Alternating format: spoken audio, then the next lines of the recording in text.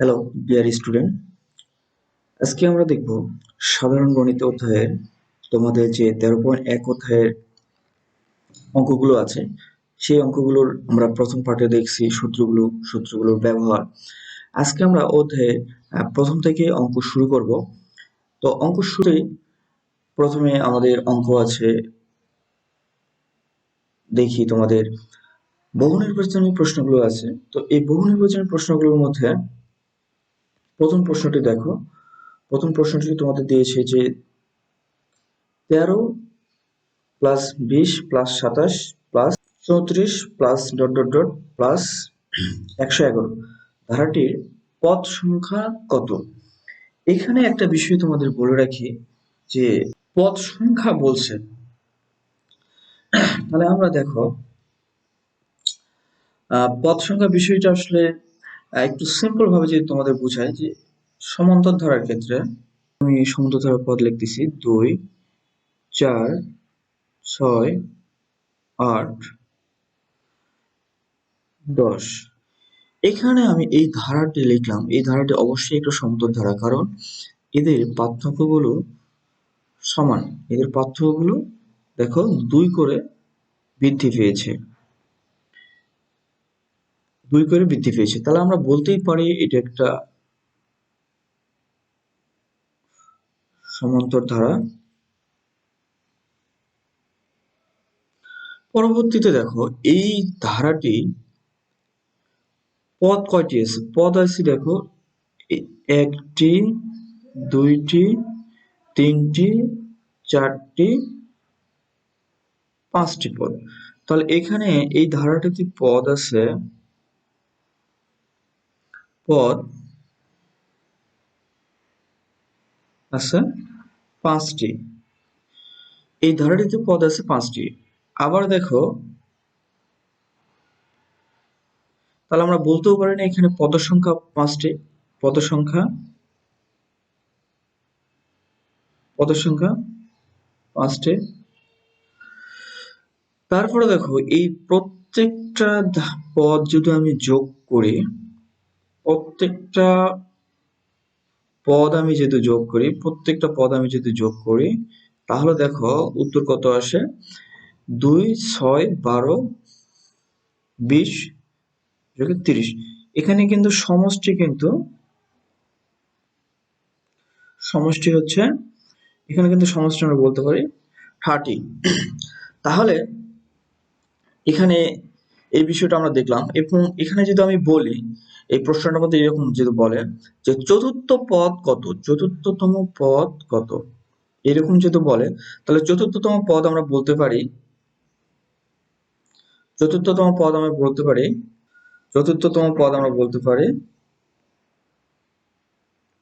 প্রথম পদ আমরা বলতে পারি 8। এখানে এই ধরনের প্রশ্নগুলো এখানে থাকে যে একটা ধারা দেয়া থাকে, মাঝখানে কোনো সংখ্যা না থাকলে বলো যে এই সংখ্যাটি কততম পদে, বা পুরো ধারাটি লাস্ট পদ পর্যন্ত আসতে কয়টা পদ লাগে, মানে পদ সংখ্যা কত এবং এদের সমষ্টি কত। এই কয়েকটা কনসেপ্টেই তোমাদের প্রশ্নগুলো হয়ে থাকে। তো আমরা দেখি, আমরা প্রথম প্রশ্ন দিয়েছে যে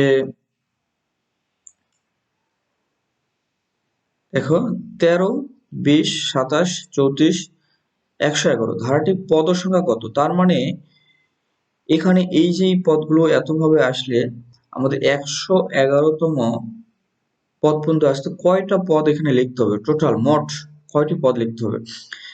পদ সংখ্যার সূত্র হচ্ছে শেষ পদ থেকে প্রথম পদ যদি বিয়োগ দিই,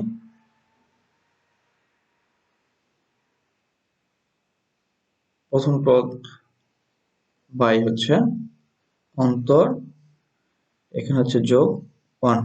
তাহলে দেখো এখানে পদ সংখ্যা কতগুলো আছে সেটা আমরা পেয়ে যাবো। তাহলে শেষ পদ আছে হচ্ছে 1 11 আর প্রথম পদ আছে 13। তাহলে এখান থেকে অন্তর, কিন্তু আমাদের অন্তর বলতে এখান থেকে এই পদটা থেকে এই 13 থেকে তোমাদের হচ্ছে 20 যে আছে এটা কত করে বৃদ্ধি পেয়েছে? 7 করে বৃদ্ধি পেয়েছে, এখানে 7। তারপরে এখানে যেহেতু 1 আমি যদি লিখি, তাহলে দেখো এখান থেকে আমি যদি এখন এখানে হিসাব করি যে 11 থেকে 111 থেকে আমি তোমাদের এখানে একটা হিসাব, এই 15 হচ্ছে এই প্রশ্নের সঠিক অ্যান্সার। এই 15 হচ্ছে এই প্রশ্নের সঠিক অ্যান্সার। পরবর্তী প্রশ্ন আমরা দেখি। পরবর্তী প্রশ্ন দেখো, এখানে বলছে 2 নম্বরে যে 5, 8, 11, 14 প্লাস 16 এই ধারাটি কি রকম? তাহলে এটা একটি সসীম ধারা হয়, আবার এটা একটি গুণোত্তর ধারা নাকি এটা বলছে। আমরা জানি যে গুণোত্তর ধারা বিষয়টা আমরা পরবর্তী অধ্যায়ে দেখবো 13.2 এ। তো এখানে গুণোত্তর ধারা না, কারণ এখান থেকে এই যে পরবর্তী এই পদ থেকে পূর্ববর্তী পদের যে পার্থক্য এটা সবসময় সমান আছে, 3 করে আসছে, তাই না? 5 এর সাথে 3 যেহেতু আমি হচ্ছে 5 এর সাথে যদি আমি 3 যোগ করি তাহলে 8 হয়, 8 এর সাথে 3 যোগ করলে 11 হয়। তো এখানে আমাদের যদি ভাগের অনুপাতটা সবসময় সমান থাকে তাহলে এটা হচ্ছে এই গুণোত্তর ধারা হয়। ভাগের অনুপাত বলতে আমি বোঝাতে যাচ্ছি যে এই যে 5 আছে, 8, 11, এখন এই পদ থেকে এই পদ যদি আমি ভাগ দিই, তারপর দেখো 11 এর সাথে যদি আমি 8 দিই, এইটা সবসময় সেম আসবে। ভাগ দিলে এদের অনুপাতটা সবসময় দেখা যাচ্ছে সেম আসার কথা। যেহেতু সেম আসে তাহলে এটা একটি গুণোত্তর ধারা হবে, নতুবা এটা গুণোত্তর ধারা হবে না। তারপরে বলছে এখানে আরেকটা অপশন দিয়েছে যে এখানে 19তম পদ নাকি 59। তো 19তম পদ 59 নাকি এটা আমরা একটু দেখি। তো আমরা তম পদের সূত্র জানি, যে তম পদের সূত্র আমাদের জানা আছে, যে সূত্রটা এরকম যে আমরা দেখি এই অংশটা। তম পদের সূত্র আমরা জানি যে আসলে n তম পদের হচ্ছে সূত্রটা এরকম যে a plus n minus 1 into D.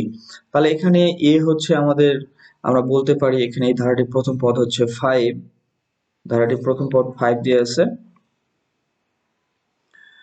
তারপরে হচ্ছে এদের মধ্যে পদ সংখ্যা কিন্তু বলে দিচ্ছে আমাদের 19তম, তাই না? তাহলে পদ সংখ্যাটা আমরা এখানে আমরা লিখতে পারি 19, আমরা লিখতে পারি পদ সংখ্যা আমরা এখানে লিখতে পারি হচ্ছে ইন্টু ডি এর মান আমরা লিখতে পারি যে এদের মধ্যে অন্তর কত আছে, অবশ্যই 3 করে আছে। তাহলে এখানে দেখো আমরা যদি এখন হিসাব করি, আমরা এখন হিসাব করলে আমরা পেয়ে যাব 18 ইন্টু 3। তাহলে এখানে আমরা যদি 18 ইন্টু 3 এটা আমরা গুণ করি, 3:24 4 হাত থেকে 2 3 5, তাই না? তাহলে এখানে দেখো 5 এর সাথে আমরা যে যোগ করি তাহলে 59, এই 59 হচ্ছে, তাহলে এই অপশনটা সঠিক। তাহলে এখানে বহুপদী বহু নির্বাচনী প্রশ্ন, তাহলে এখানে আমরা দেখি যে এটা তাহলে কারেক্ট অ্যান্সার হচ্ছে 1 এবং 3, তার মানে এই খ নাম্বার হচ্ছে এই প্রশ্নের সঠিক অ্যান্সার। পরবর্তী প্রশ্নটা দেওয়া আছে যে 3 থেকে 4 এই তথ্যের আলোকে আমাদের উত্তর করতে হবে। তো আমরা দেখি 7, 13, 19, 25 এটি একটি ধারাটি বলছে, ধারাটি 15তম পদ কত? তাহলে 15তম পদ ঠিক আছে, ঠিক এই অঙ্কের মতনই আমরা এখন দেখব যে 15তম পদ বলছে। 15তম পদে আমরা এখানে 15তম পদে যদি এখানে আমরা লিখি, তাহলে এখানে আমরা এই ধারাটির মধ্যে প্রথম পদ হচ্ছে 7 দেয়া আছে। 7 n এর মান এখানে যেহেতু বলছে হচ্ছে 15তম, তাহলে এখানে আমরা 15তম লিখে দিই। তারপরে এখানে আমরা হচ্ছে -1, ডি এর মান হচ্ছে এখানে আমাদের পার্থক্যটা কত করে দেয়া আছে, পার্থক্যটা অবশ্যই আমাদের দিয়ে আছে হচ্ছে 6। তাহলে আমরা এখন এটা যদি হিসাব করলে আমরা পেয়ে যাব এখানে 14 ইন্টু 6, 14 ইন্টু 6। এখন এই অংশটা যদি আমরা হিসাব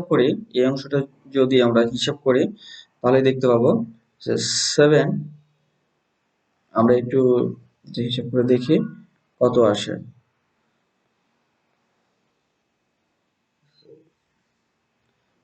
ইন্টু 6 ইকুয়াল, তাহলে আমাদের এখানে আসলে হচ্ছে 84। আমরা এটা এখন যদি যোগ করি, আমরা এটা যোগ করলেই আমরা পেয়ে যাব যে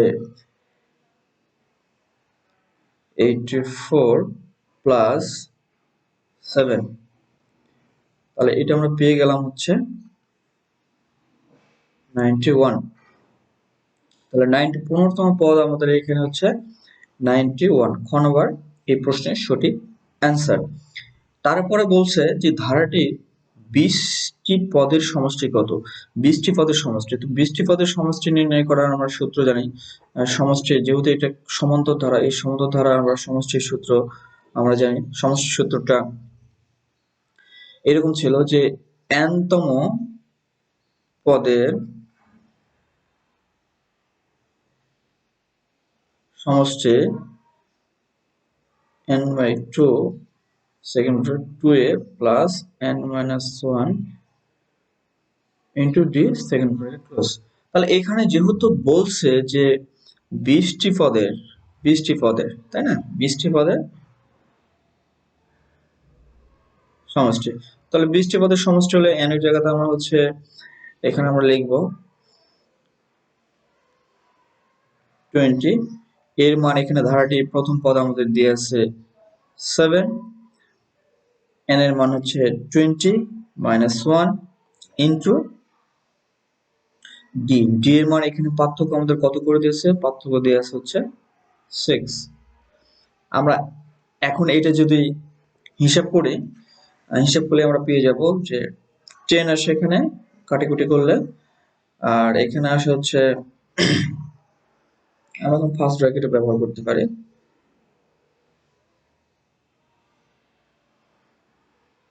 14 প্লাস 90 ইন্টু 6 ফার্স্ট ব্র্যাকেট।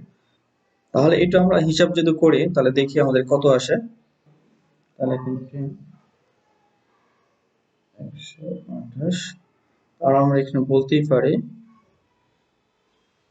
1280, 1280 এই প্রশ্নের সঠিক অ্যান্সার। ধন্যবাদ ডিয়ার স্টুডেন্ট। যদি তোমাদের প্রশ্নগুলোর মধ্যে কোনো সমস্যা থাকে তাহলে তোমরা আমাদের কমেন্ট করতে পারো সমস্যাগুলো সমাধান করার জন্য। ধন্যবাদ, দেখা হবে পরবর্তী কোনো লেকচারে।